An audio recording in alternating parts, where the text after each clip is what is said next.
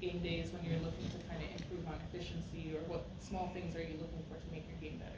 Yeah, I mean, uh, I mean, for me, like, one thing that I do check during the game is how many turnovers I have. And tonight I had way too many turnovers. No matter what I did throughout the game, good. For me, I mean, I just gotta, as much as I get people involved and things like that, I try to take care of the ball as much as possible so we can at least get a shot up. And sometimes I'm trying to get guys involved, and early on right now, sometimes it will be misplaced or some certain things that just won't go our way, and I'll have a turnover. And uh, but that's something that like I really try to be better at. I mean, efficiency is going to be what it is. I mean, there's going to be games where I shoot really, really good, and there's going to be games where I mean I got to find other ways to be impactful. And so even though my shot wasn't falling necessarily at times tonight, like I was still finding ways to do other things, and that's all I can do, and pride myself on every night.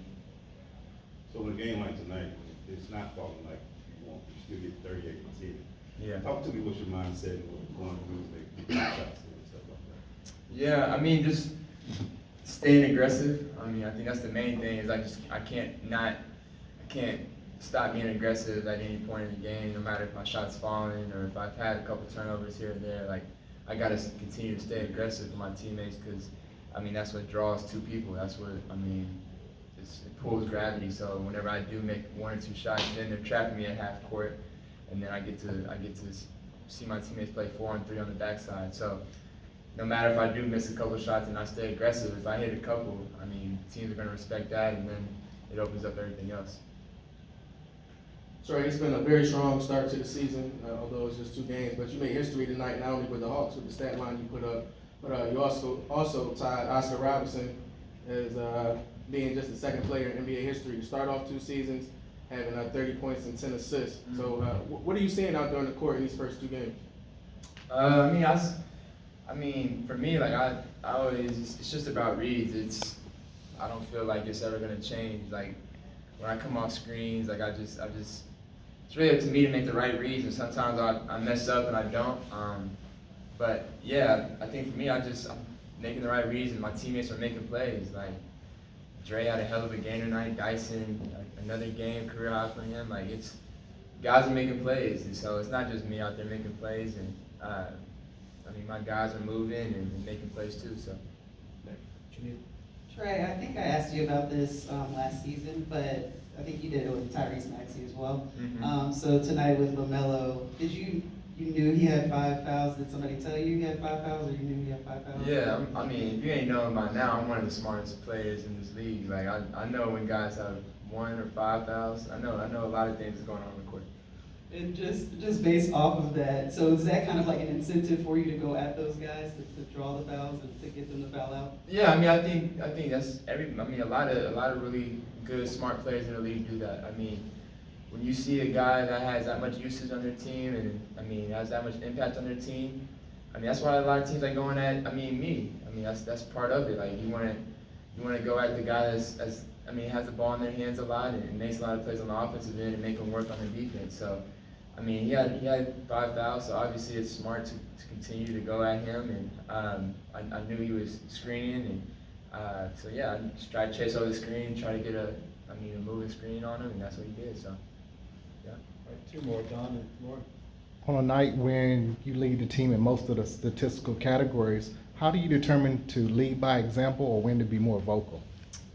That's just, I don't know. I feel like we get too detailed with that. I feel like it's just part of the game. Like whatever the game brings is what it's gonna bring you. Like I mean, there's times that you don't need to say anything to a teammate, and he understands what he did wrong. You don't need to double down and press on him even more because he's just as competitive and just as mad about his mistake as we all are. So it doesn't do any good for me to say something to him. Sometimes it's okay for him to go through it, and we all just get out there and then we move on to the next one. But then there are times that you gotta speak up. When you see things that can be better, that you do that. And I think it's not just when you do it or a certain time. I think the game is going to tell you when to do it, and that's why we can always be better in certain areas, and that's something that we can always be better at. So.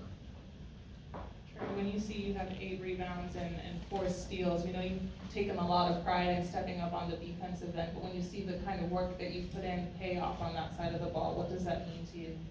Yeah, it's good. I mean, it's not going to be the same every night, obviously. Like, but you wanna try to strive to have that every night. Like for me, like I know I'm not going to get 8 rebounds every night, but there's certain nights that may cause and may need for me to go out there and do that.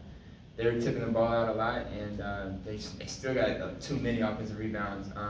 And that was a focus point going into this game because the last game it was that way. So that's something that we can get better at.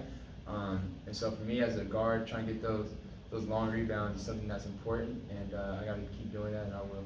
I'll add one more for Carl. Look, LaMelo tonight, SGA this weekend. How much do you enjoy these type of star point guard matchups? Man, it's every night. It's every night. No matter who you playing. Every night it's a good PG you're going up against, and you're gonna have to bring your A game, and that's what's tough about being a part of this league. And I think that's what makes this league so special and hard to be a part of. So you gotta embrace that challenge as a player, as a PG. It's tough, but if you want to be the best, you gotta go through everybody. Thank you, Trae.